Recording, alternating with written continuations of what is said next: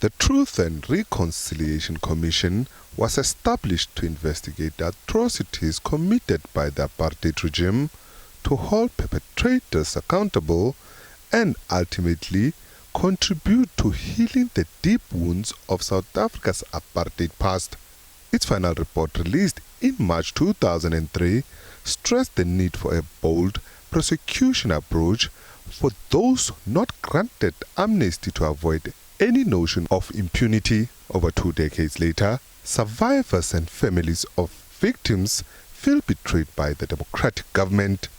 Now another commission has been established, this time to probe allegations of suppression of the investigation and prosecution of cases referred to the National Prosecution Authority by the TRC's Amnesty Committee.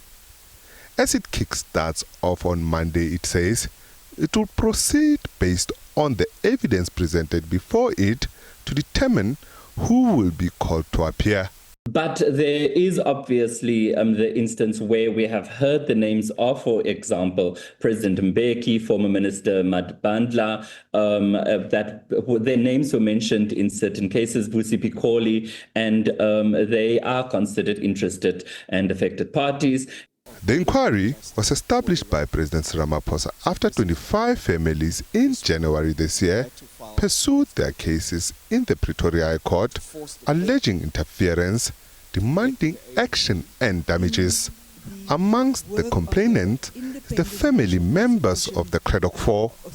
The brutal incident happened 40 years ago when the four failed to return home to their loved ones from a UDF meeting in Port Elizabeth. Their mutilated bodies were found later, and till to date, the family still seeks justice and the truth. These families suspect foul play when it comes to their cases. We just want justice. And the ANC has proven itself completely incapable of delivering justice for the right reasons. So this is why this week we've had to file these papers to force the court to get the ANC and the government to admit to its failures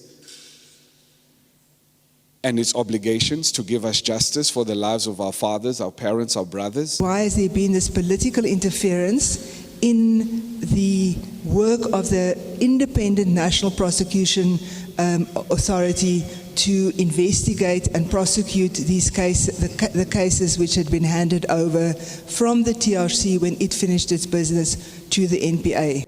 The Commission will kickstart its work by further ironing out some issues and hearing from the first witnesses.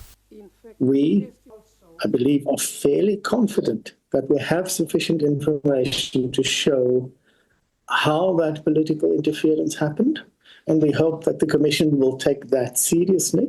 The TRC Commission is set to sit for 6 months, after which it is to make recommendations to President Cyril Ramaphosa. SABC News, Johannesburg.